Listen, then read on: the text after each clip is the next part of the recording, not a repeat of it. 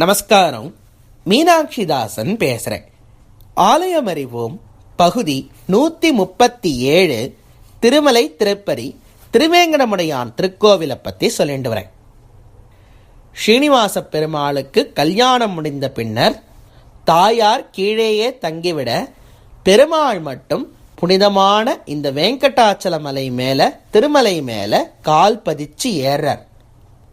தன்னுடைய திவ்யமங்கலமான திருவடிகளை திவ்யமான இந்த மலை மேலே பதிச்சு பெருமாள் மலை அடிவாரத்திலிருந்து மலைக்கு மேலே போகிறார். அந்த செய்தியைத்தான் நேற்றைக்கு பார்த்தோம். அதை இன்னும் கொஞ்சம் விஸ்தாரப்படுத்தி இன்னைக்கு பார்க்க போகிறோம். பெருமாள் எந்த பாதையை பயன்படுத்தினார், அதற்கு சாட்சிகள்லாம் சிலது இருக்குன்னு சொன்னேன். அதெல்லாமும் இன்னைக்கு நல்ல விஸ்தாரமாக பார்க்க போகிறோம். நேற்றைக்கே சொன்ன மாதிரி திருமலை மேலே ஏறுறதுக்கு 2 மார்க்கங்கள் இருக்குது. மார்க்கங்கள்னா வழிகள், 2 பாதைகள் இருக்குது. நான் சொல்கிறது காலால் நடந்து ஏறுவதற்கு 2 பாதைகள். அதை தவிர நம்ம பஸ்ஸில் போகிறதுக்கு, அதாவது ரோடில் போகிறதுக்கு ஒரு பாதையும் இறங்குவதற்கு ஒரு பாதையும் இருக்குது. அதெல்லாம் பிற்காலத்தில் ஏற்படுத்தப்பட்டது. இப்போ நம்மளுடைய வசதிக்காக இந்த காலால் கொடிநடையாக நடந்து போக முடியாதவர்களுக்காக ஏற்படுத்திய பாதை தான் இந்த பஸ் மார்க்கம். அந்த பஸ் மார்க்கத்தை பற்றி நம்ம சொல்ல வரலை. நான் காலால் திருமலை மேலே ஏறுற விஷயத்தை பற்றி தான் சொல்கிறேன். அந்த காலால் நம்ம நடந்து ஏறுறதுக்கு 2 பாதைகள் வச்சுருக்கா. ஒன்றிற்கு அலிப்பிரி மெட்டுன்னு பெயர், மற்றொன்றிற்கு ஸ்ரீவாரி மெட்டுன்னு பெயர். முதல்ல இந்த 2 பாதைகளுக்கும் வித்தியாசம் என்னன்னு பார்த்துடுவோம். அலிப்பிரி மெட்டுங்கிறது ரொம்ப ஃபேமஸாக இருக்கிற பாதை. நிறைய மக்கள் போகக்கூடிய பாதை தான் அலிப்பிரி மெட்டு. இது அந்த ஊருக்கு பக்கத்துலேயே ஆரம்பிச்சிடும். இந்த ரயில்வே ஜங்ஷன் எல்லாம் இருக்கும், அதெல்லாம் பக்கத்துலேயே இந்த அலிப்பிரி மெட்டு ஆரம்பிச்சிடும். ஆனால் அலிப்பிரி மெட்டு இருக்கிறதுலையே ரொம்ப டிஸ்டன்ஸ் ஜாஸ்தி, ரொம்ப லெங்க்தியான பாதை தான் இந்த அலிப்பிரி மெட்டு. 11 கிலோமீட்டர் மலையடிவாரத்திலிருந்து மேலே உச்சிக்கு போகிறதுக்கு ஆகும் அலிப்பிரி மெட்டில். ஆனால் இதே ஸ்ரீவாரி மெட்டில் பார்த்தேன்னா 6 கிலோமீட்டர் தான். இன்னொன்று பார்த்தேன்னா அலிப்பிரி மெட்டில் படிகள் ஜாஸ்தி, கிட்டத்தட்ட 4000 படிகள் இருக்குது. ஆனால் ஸ்ரீவாரி மெட்டில் பார்த்தேன்னா 2000 சொச்சம் படிக்கட்டுகள் தான். அலிப்பிரி மெட்டு ஏறுவதற்கு 3லேருந்து 4 மணி நேரம் வரைக்கும் டைம் எடுக்கும். ஆனால் ஸ்ரீவாரி மெட்டு ஏறுறதுக்கு 1.5 மணி நேரம் தான் ஆகும். நீங்கள் மெதுவாக நடந்தாலே உங்களுக்கு 1.5-1.25 மணி நேரம் தான் ஆகும். இப்படி பல வித்தியாசங்கள் இருக்குது. ஆனால் பாதையில் வித்தியாசம் இல்லை. அலிப்பிரி மெட்டு எப்படி இருக்கோ, எவ்வளோ அழகாக பண்ணியிருக்காளோ, எப்படி மேலே கூரைகள்லாம் வேஞ்சு ரொம்ப நீட்டாக இருக்கோ, அதே போல தான் ஸ்ரீவாரி மெட்டும் இருக்கும். உங்களுக்கு எல்லா வசதிகளும் இங்கேயும் இருக்கும். ஆனால் என்னென்னா, நிறைய மக்கள் அலிப்பிரி மெட்டில் தான் மேலே ஏறி போகிறா. எனவே ஸ்ரீவாரி மெட்டு என்பது ஆள் அரவம் அவ்வளவாக இல்லாத பாதை. நேற்றைக்கே சொன்னேன், ஸ்ரீவாரி மெட்டுங்கிறது ஸ்ரீனிவாச மங்காபுரம் என்ற ஊருக்கு பக்கத்துலேருந்து ஆரம்பிக்கிறது. அந்த கோவிலுக்கு பின்னாடிலேருந்தே அந்த பாதையெல்லாம் போட்டு அந்த கொஞ்சம் ஆர்ச்செல்லாம் போட்டிருப்பா. அதில் கொஞ்சம் தூரம் போனேனாலே உங்களுக்கு அந்த பாதை வந்துடும். அந்த ஸ்ரீவாரி மெட்டு இந்த ஸ்ரீனிவாச மங்காபுரத்துலேருந்து இருக்குது. ஆனால் அதே அலிப்பிரி மெட்டுங்கிறது இந்த ஊருக்குள்ளேயே ஆரம்பிக்கிறது. அதனால் அலிப்பிரி மெட்டுக்கு போக்குவரத்து வசதிகள் ஜாஸ்தியாக இருக்கும். ஸ்ரீவாரி மெட்டு கொஞ்சம் ரிமோட்டாக இருக்கிறதுனால உங்களுக்கு ஒரு 20-25 கிலோமீட்டர் ட்ராவல் பண்ணிட்டு வரணும். ஏதோ ஒரு பஸ்லேயோ இல்லை கார்லேயோ எதுலையோ வந்தால் தான் உங்களுக்கு இந்த பாதையில் ஏற ஆரம்பிக்க முடியும். திருமலா திருப்பதி தேவஸ்தானத்தவர்களே பஸ்ஸெல்லாம் ஒவ்வொரு அரை மணி நேரத்துக்கு ஒரு தினம் ஏற்பாடு பண்ணியிருக்கா இந்த ஸ்ரீவாரி மெட்டில் கொண்டே விடுறதுக்கு. அதெல்லாம் நீங்கள் இன்டர்நெட்லேயோ இல்லை ஃபோன் பண்ணியோ இதை பார்த்தோ தெரிஞ்சுக்கலாம் எப்படி ஸ்ரீவாரி மெட்டு ஏறி போகிறதுன்னு. அதெல்லாம் இப்போ சொல்ல வரல. ஆனால் சும்மா ஒரு பேசிக் கம்பேரிசன் மட்டும் சொன்னேன். இன்னொரு விஷயம் நீங்கள் கவனிக்க வேண்டியது என்னவென்றால், ஸ்ரீவாரி மெட்டு கொஞ்சம் பயமான பாதை தான். ஏன்னா ஆள் அரவம் இல்லாத பாதை என்பதால் கொஞ்சம் வனவிலங்குகளுடைய நடமாட்டம், அதாவது அலிப்பிரி மெட்டோட கம்பேர் பண்ணும்பொழுது கொஞ்சம் ஜாஸ்தியாக இருக்கலாம். ஏன்னா அலிப்பிரி மெட்டு பக்கத்தில் இருக்கிற விலங்குகளுக்கெல்லாம் தெரியும் இங்கே நிறைய ஆள் வந்துட்டே இருப்பான்னு. நம்மளை கண்டா அதுக்கு பயம், அதை கண்டா நமக்கு பயம். எனவே அதுகள் கொஞ்சம் விலகியே இருக்குங்கள். ஆனால் இங்கே ஸ்ரீனிவாரி மெட்டில் அவ்வளவாக ஆளரவம் இல்லாததுனால அவைகள் கொஞ்சம் சுதந்திரமாக அங்கே போயிட்டு வரத்துக்கு வாய்ப்புகள் இருக்குது. ஆனாலும் பெருமாள் கூடவே இருக்கார். பெருமாளுடைய மலையில் தான் நம்ம ஏற போகிறோம். பெருமாளை நோக்கி தான் போக போகிறோம். பெருமாள் நடந்து போன பாதையிலே போக போகிறோம். எனவே இத்தனையும் இருக்கும் பொழுது நம்ம அந்த விலங்குகளை பார்த்து பயப்படணும்னு அவசியம் கிடையாது. அதுவும் ஜெகத் சிருஷ்டியில் பெருமாளோட சிருஷ்டியில் ஒன்று தான். ஆனாலும் இது ஒரு முன் ஜாக்கிரதையாக உங்களுக்கு சொல்லி வைக்கிறேன். அதே போல் கடைகள்லாமும் ரொம்ப இந்த ஸ்ரீவாரிமெட்டில் கிடையாது. அலிப்பிரிமெட்டில் நிறைய கடைகளும் இருக்குது. அது கடைகளுக்கு போகணும்னு நினைக்கிறவா அது நீங்கள் அந்த பாதையை சூஸ் பண்ணிக்கலாம். இல்லை கிடுகிடுன்னு மேலே ஏறுறதுக்கு இந்த ஸ்ரீவாரிமெட்டை சூஸ் பண்ணலாம். சரி, இப்போ இந்த பாதையில் தான் பெருமாள் மேலே போயிருக்கார் அப்படிங்கிறதுக்கு சாட்சி என்னங்கிறத முதல்ல பார்ப்போம். இப்போ நான் கொஞ்ச நாள் முன்னாடி சொன்னதை பார்த்தேன்னா பாதைகளுடைய பெயர் சொன்னேன். ஒன்றிற்கு அலிப்பிரி மெட்டுன்னு சொன்னேன், மற்றொன்றிற்கு ஸ்ரீவாரி மெட்டுன்னு சொன்னேன். இந்த பெயரே தான் முதல் சமாதானம், இந்த பெயரே தான் முதல் சாட்சி. அலிப்பிரி அப்படிங்கிறதுக்கு அர்த்தம் இருக்குது. அந்த பெயர் காரணம் என்னங்கிறத பின்னாடி சொல்கிறேன். இப்போ நமக்கு அதை ஒதுக்கி வச்சுடுவோம். ஆனால் ஸ்ரீவாரி அப்படிங்கிறத பார்த்தேன்னாலே ஓஹோ இப்போ தெரியறது பெருமாள் ஏன் இந்த பாதையில் போனார்னு.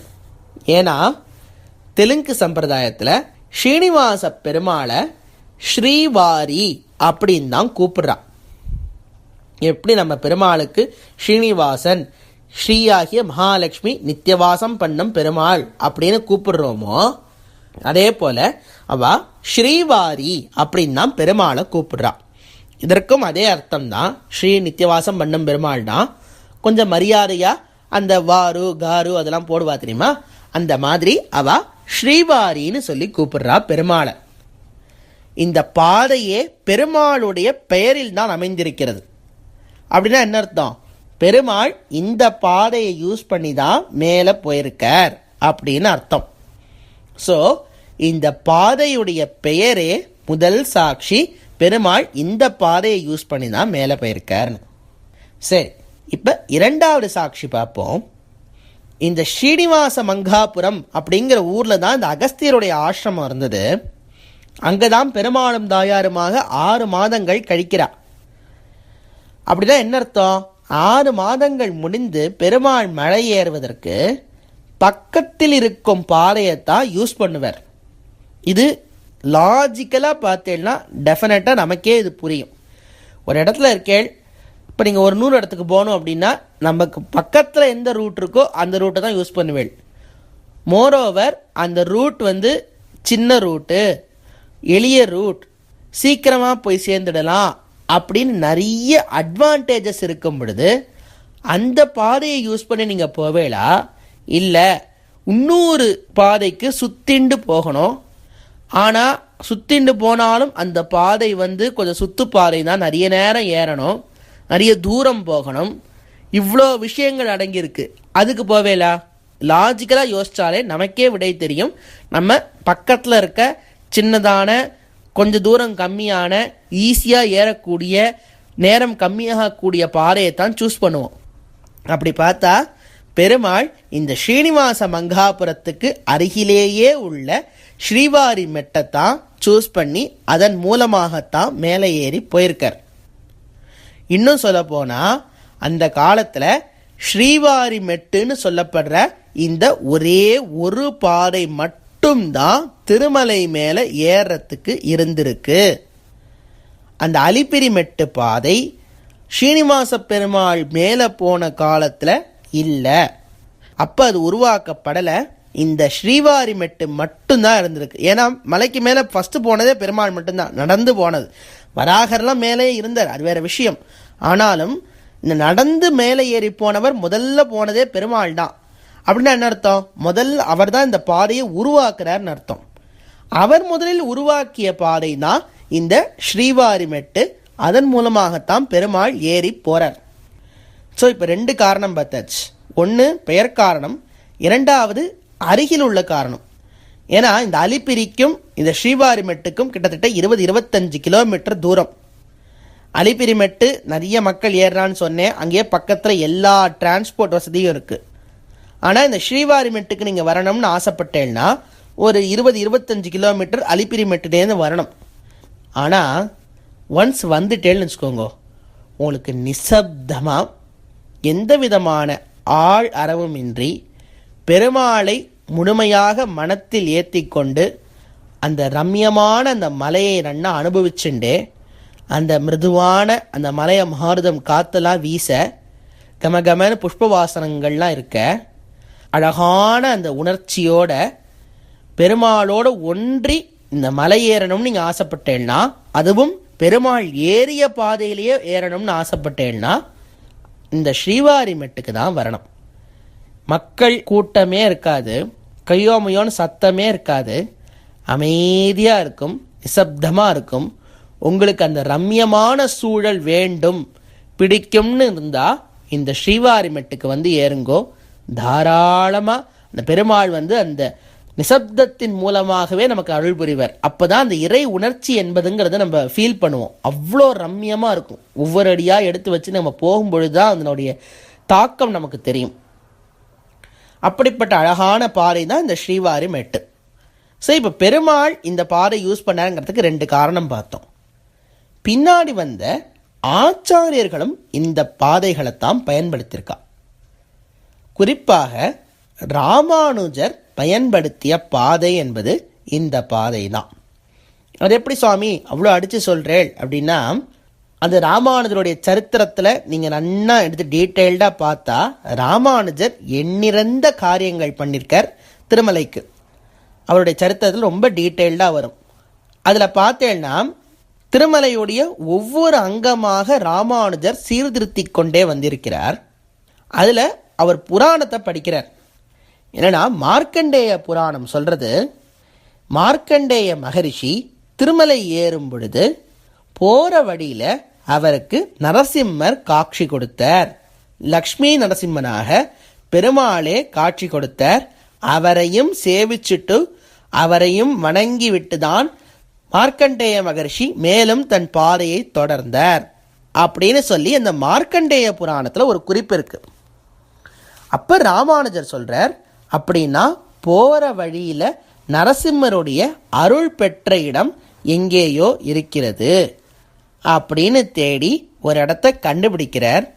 அவர் கண்டுபிடித்த இடம் என்ன? அதை தவிர இந்த ஸ்ரீவாரிமெட்டு பாதையில் என்னெல்லாம் இருக்குது எல்லாத்தையும் நாளைக்கு அனுபவிப்போம். நாளை சந்திப்போம்.